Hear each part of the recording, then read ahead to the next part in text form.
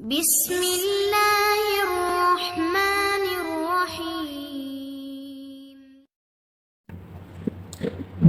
الحمدللہ رب العالمین والعاقبۃ للمتقین، الصلاۃ والسلام علی سید الانبیاء والمرسلین وعلی آلہ واصحابہ اجمعین۔ سامعین ذی قدر، گزشتہ ہماری ویڈیو طہارت کے حوالے سے تھی اور آج کی ہماری اس ویڈیو کا عنوان ناپاکی کی وجہ سے ہونے والا عذاب قبر کے حوالے سے ہے۔ اللہ پاک کی بارگاہ میں دعا ہے کہ خالق کائنات مجھے حق اور سچ بیان کرنے کی توفیق عطا فرمائے۔ سامعین جی، احتشام حضور علیہ الصلوۃ والسلام کی حدیث پاک ہے۔ حضرت عبداللہ بن عباس رضی اللہ تعالیٰ عنہ آپ فرماتے ہیں کہ ایک دفعہ سرکار عالم صلی اللہ علیہ وآلہ وسلم ایک سفر پر جا رہے تھے۔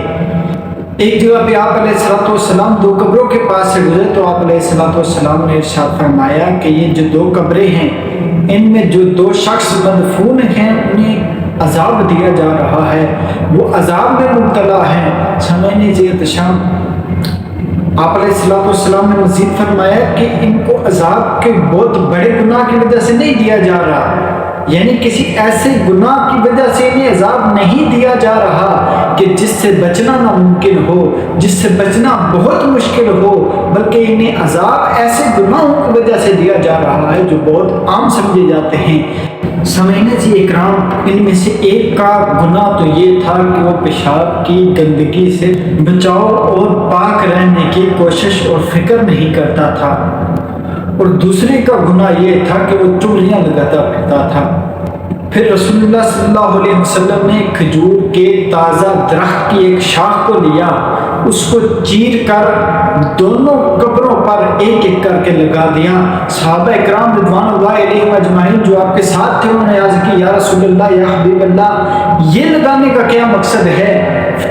تو آپ علیہ الصلوۃ والسلام نے ارشاد فرمایا کہ اس کا مقصد یہ ہے کہ جب تک یہ شاخیں ہری رہیں گی، جب تک ان شاخوں کا کوئی ایک حصہ بھی، ایک ذرہ برابر بھی یہ ہری رہیں گی، تب تک اللہ پاک ان کو عذاب قبر سے محفوظ رکھے گا۔ اس حدیث طیبہ میں حضور علیہ الصلوۃ والسلام نے ہمیں دو آدمیوں پر عذاب قبر اور کس وجہ سے ان پر عذاب قبر ہو رہا تھا، اس حوالے سے آپ علیہ الصلوۃ والسلام نے آگاہ فرمایا۔ ان میں سے ایک کا گناہ یہ تھا کہ وہ چغلیاں لگاتا پھرتا تھا۔ سامعین ذی احتشام، چغلی ایک اخلاقی جرم ہے۔ سامعین ذی احتشام، قرآن کریم میں متعدد مقامات پر چغلی کو کافرانہ عادت اور خصلت کہا گیا ہے، بلکہ کتب قدیمہ کے ایک بہت بڑے عالم کابل اخبار لکھتے ہیں کہ تورات میں چغل خوری کو سب سے بڑا گناہ قرار دیا گیا ہے۔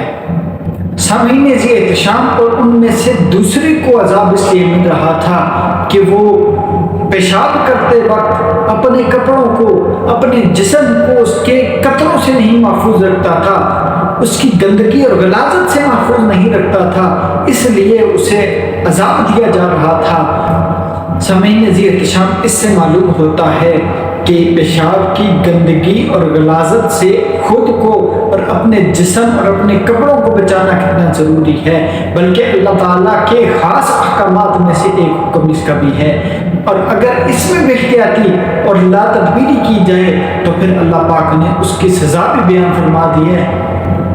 سامعین گرامی قدر، اس سے آگے جو حدیث پاک کا حصہ ہے، حضور علیہ الصلوۃ والسلام نے جب دو ٹہنیوں کو ایک ایک کر کے دونوں قبروں پر لگایا، یا جیسا کہ حدیث پاک میں مروی ہے کہ آپ علیہ الصلوۃ والسلام نے ایک ہی ٹہنی لی اور پھر اسے چیر کر دونوں کو ایک ایک لگا دی۔ سامعین ذی احتشام، اس کا مقصد کیا تھا؟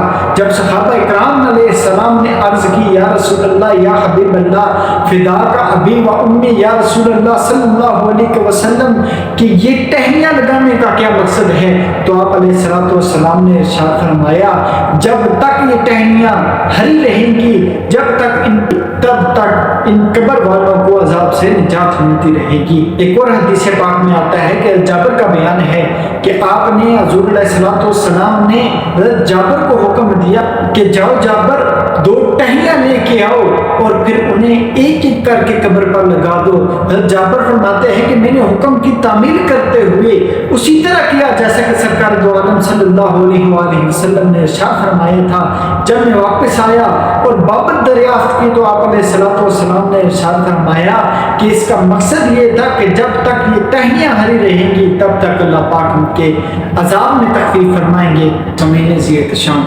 اس حدیث کا خاص سبب اور خاص ہدایت یہ ہے کہ پیشاب وغیرہ کی نجاست سے اپنے آپ کو محفوظ رکھنے کی کوشش اور فکر کی جائے، اور خود کو اور اپنے جسم کو اور اپنے کپڑوں کو پیشاب وغیرہ کی غلاظت سے محفوظ رکھنے کا اور اہتمام کیا جائے۔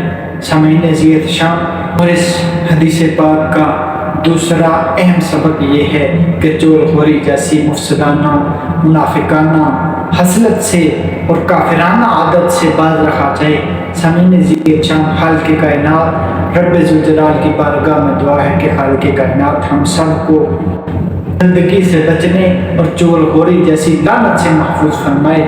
آمین یا رب العالمین۔ وما علینا الا البلاغ المبین۔